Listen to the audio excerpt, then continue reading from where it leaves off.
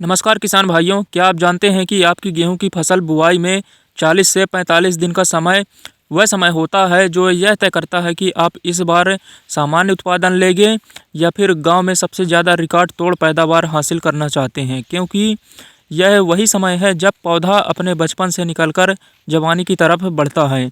इसी समय की गई एक छोटी सी गलती आपकी पैदावार को 20 से 30% तक कम कर सकती है। लेकिन अगर आपने इस नाजुक समय में बस एक विशेष काम कर लिया और फसल की सही नब्ज को पकड़ लिया, तो विश्वास मानिए आपकी फसल को पड़ोसी भी मुड़ मुड़ कर देखने आएंगे। आज की इस वीडियो में हम गेहूं की खेती के उस सबसे महत्वपूर्ण चरण के बारे में बात करेंगे जो 40 से 45 दिनों के बीच का आता है, और जानेंगे कि उस एक जादुई फार्मूले के बारे में जो आपकी बालियों की लंबाई और दाने की चमक को दोगुना कर सकता है। आगे बढ़ने से पहले अगर आप चाहते हैं कि हम खेती किसानी से जुड़ी ऐसी ही वैज्ञानिक और सटीक जानकारी आप तक लाते रहें, तो अभी इस वीडियो को लाइक कर दीजिए और चैनल को सब्सक्राइब कर लीजिए। साथ ही कमेंट बॉक्स में हमें यह ज़रूर लिखकर बताएं कि आपने इस बार गेहूं की कौन सी वैरायटी लगाई है और अभी आपकी फसल कितने दिन की हो चुकी है, ताकि हम भविष्य में उस वैरायटी के अनुसार वीडियो बना सकें।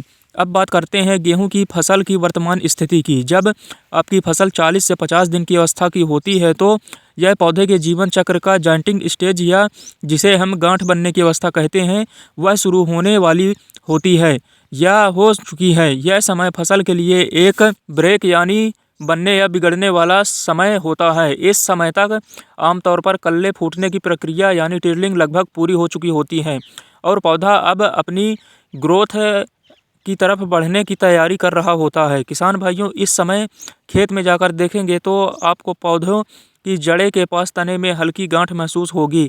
यही वह संकेत है कि अब पौधे की खुराक की सबसे ज़्यादा ज़रूरत है। बहुत से किसान भाई सोचते हैं कि हमने बुआई के समय डीएपी डाल दिया और पानी पर यूरिया दे दिया था तो अब फसल अपने आप तैयार हो जाएगी, लेकिन यही सोच हमारी रिकॉर्ड उत्पादन से दूर कर देती है। 40 से 45 दिन की फसल को जिस एक काम या एक फार्मूले की ज़रूरत होती है वह है संतुलित पोषक तत्वों का स्प्रे और सूक्ष्म पोषक तत्वों की पूर्ति, जिसे हम एनपीके और माइक्रोन्यूट्रिएंट्स का सही कॉम्बिनेशन कहते हैं। इस अवस्था में सबसे बड़ी चुनौती जो किसान के सामने आती है वह है फसल में पीलापन, कल्लों का कमज़ोर रह जाना या फिर जड़ों का विकास रुक जाना। 40 से 50 दिन की अवस्था में अगर आप केवल यूरिया का छिड़काव ज़मीन में करते हैं तो उसका असर होने में समय लगता है, और कई बार मौसम के कारण जैसे धुंध या कम धूप के कारण पौधा ज़मीन से वह नाइट्रोजन पूरी तरह नहीं ले पाता। इसलिए इस समय हमें जिस तकनीकी का इस्तेमाल करना है वह है स्प्रे यानी पत्तियों के ऊपर छिड़काव। इस तकनीकी से हम पौधों को सीधे पत्तों के माध्यम से भोजन पहुँचाते हैं जो तुरंत असर करता है।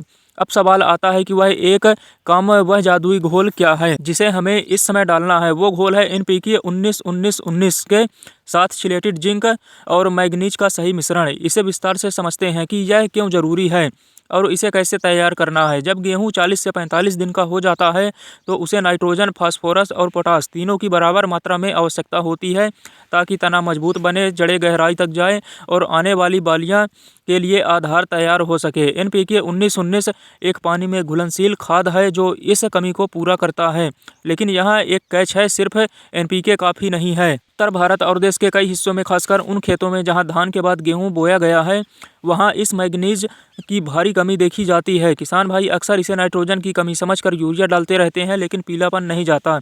मैग्नीज की कमी से पत्तों पर धब्बे पड़ने लगते हैं और प्रकाश संश्लेषण यानी भोजन बनाने की प्रक्रिया धीमी हो जाती है। इसलिए 40 से 45 दिन की फसल में एनपीके 19-19 के साथ मैग्नीज सल्फेट का प्रयोग करना अनिवार्य हो जाता है।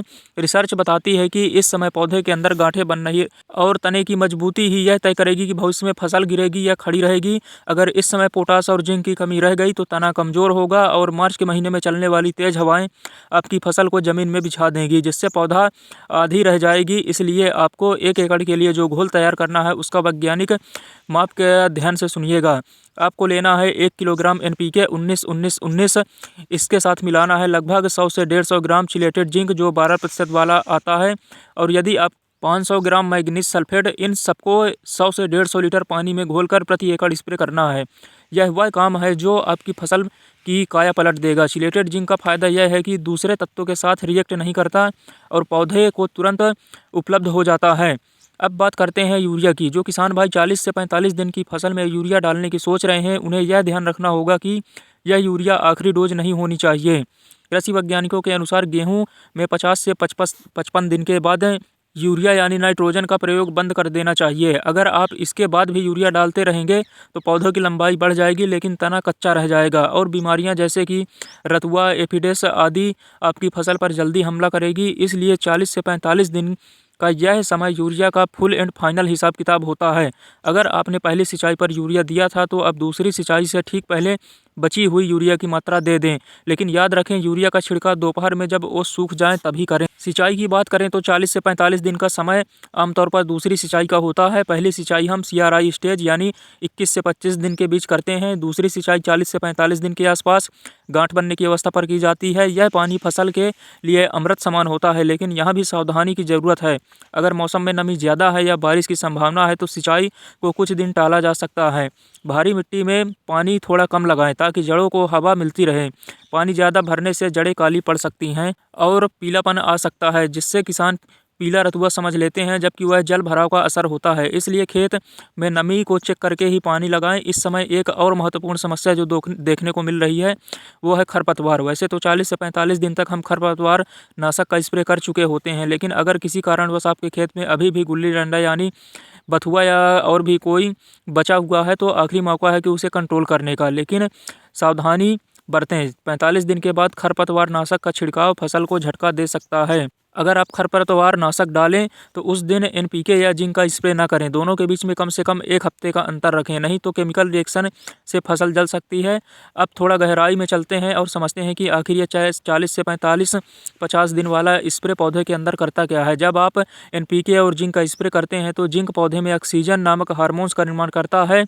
ऑक्सीजन ही वह हार्मोन है जो पौधे की लंबाई और इंटरनोड यानी दो गांठों के बीच की दूरी को नियंत्रित करता है। अगर जिंक की कमी रही तो इंटरनोड छोटे रह जाएंगे और बालियों में गुच्छे निकलेगी जो बाद में पूरी तरह नहीं भर पाएगी। वहीं फास्फोरस जड़ों को और ज़्यादा फैलाता है ताकि ज़मीन के गहरे हिस्सों से पानी और पोषक तत्व खींच सके। पोटास का काम है पत्तियों में बने भोजन को तने से होते हुए ऊपर की ओर ट्रांसफ़र करना, जहाँ बालियाँ बनेगी। यानी यह एक स्प्रे की तरह पौधों को ट्रांसफर सिस्टम सुधारता है।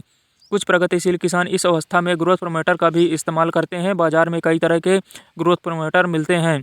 अगर वीडियो अच्छी लगी हो तो वीडियो को लाइक कर दीजिएगा। मिलते हैं अगली वीडियो में।